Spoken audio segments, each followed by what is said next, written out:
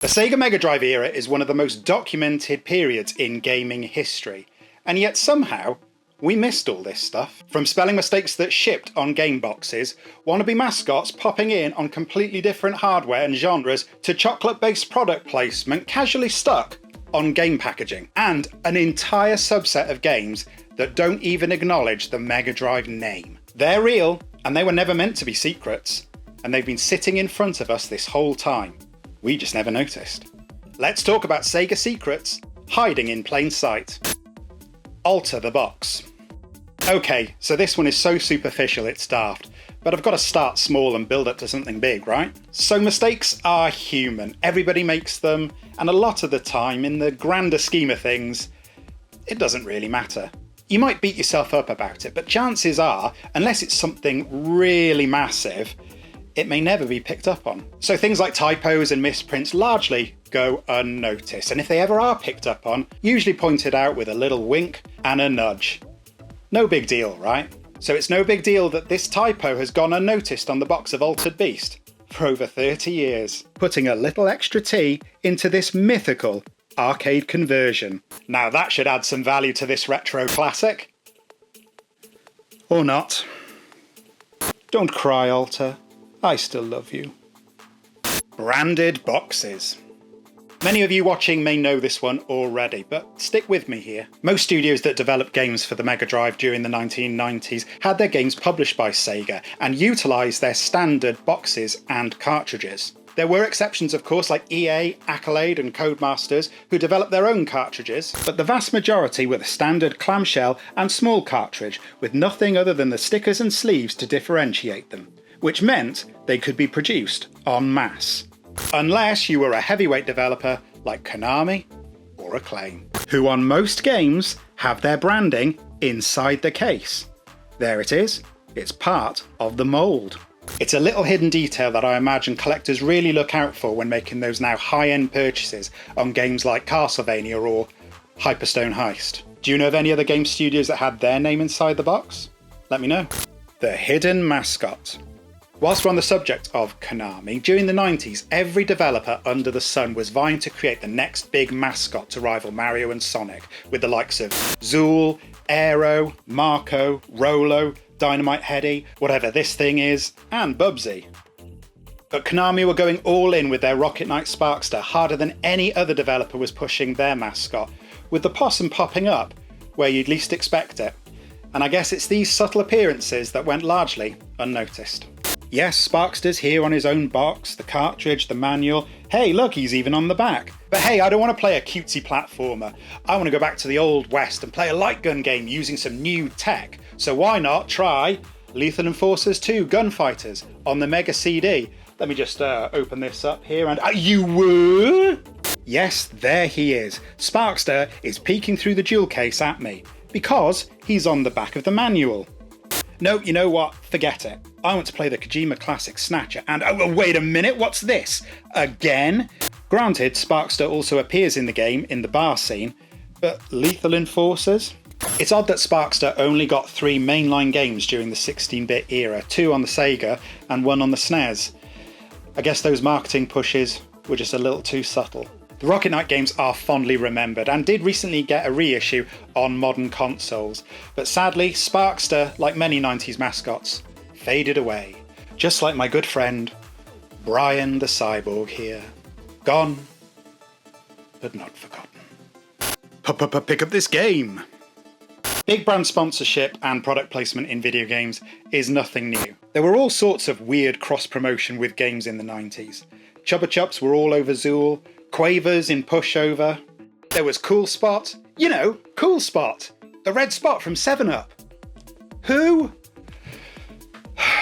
Come on. And then there's this. Possibly the most British branding crossover I think I've ever seen. And like a lot of things on this list, I've only just picked up on it. This is the Aquatic Games starring James Pond, and it's sponsored by Penguin, not the animal, the biscuit. Memorable for their colourful packaging and groan-inducing jokes about these flightless seabirds that have been going for nearly a century. Penguin, the official sponsor. Oh, sorry, my mistake. Official sponsor. At first I thought it was another spelling mistake. Silly me. It doesn't even say biscuit on it, it's just a picture of a penguin. Because in the 90s, if you looked at this penguin, you wouldn't think of one of these.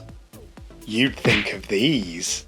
As a tie-in, it feels on brand, I guess, because penguins and other aquatic animals having an Olympics or something makes sense. But hardly the healthiest of partnerships, surely. Video games and chocolate flavour bars. At least the joke writer for the Penguin Wrappers got to write the entire manual for the game.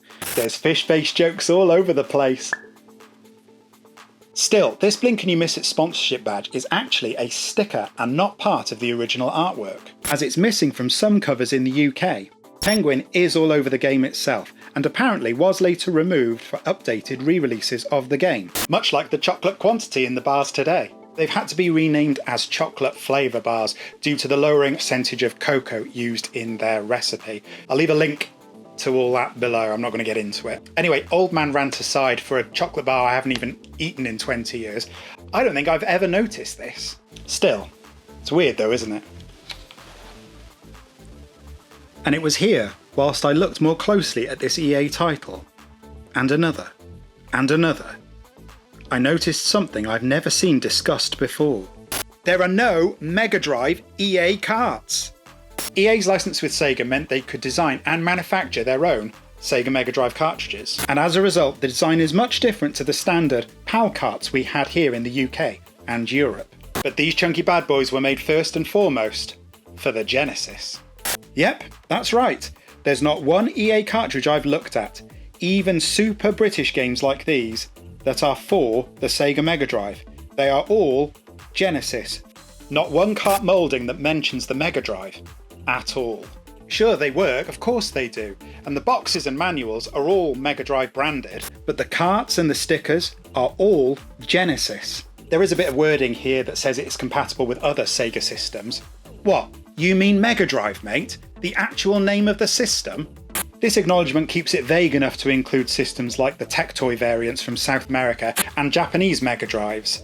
But the arrogance! I'm guessing for economical purposes they would only do one run of the carts and the labels, as EA was a US based publisher, and that's why Genesis is first and foremost. And then it's only the box and manual you'd have to localise for the UK and the rest of the world. The only instances I've seen of the name Mega Drive being even acknowledged by EA on the labels is with the original FIFA and mascot platformer Zool, which weirdly only says Mega Drive on the cartridge. Must have been one of those rare instances where we got a localised sticker as well, because the cart is still Genesis. I have genuinely never noticed that these EA cartridges don't even bear the Mega Drive name in any shape or form. Have you? Surely there must be some examples out there where EA games carry the Mega Drive name. Surely. And before I get any comments about the yellow tab, let's just dispel the myth that there is absolutely nothing hiding behind there whatsoever. It's just a fancy tab, I guess to make them feel more premium, more grown up, a little bit pompous, but... And that's going to do it for this video. Are there any glaring Sega secrets that I've missed out? Maybe you know of a few yourself that are just waiting to be unearthed. Whatever your thoughts on these secrets and oddities, let me know in the comments. As always, thank you so much for watching. If you have enjoyed this video, please leave a like, and if you want to see more videos like this, then why not subscribe if you're not already. I'm going to be uploading videos very regularly on the channel, so why not click the notification bell and be alerted the next time a video goes live. If you are planning on hanging around on the channel, you can check out another video right here. Particularly proud of this one, which is a video game quiz show, which is sure to test your retro gaming knowledge. I'll be back soon with another video about something weird and wonderful from my physical media collection, but until then, thanks again for watching, and I'll see you soon.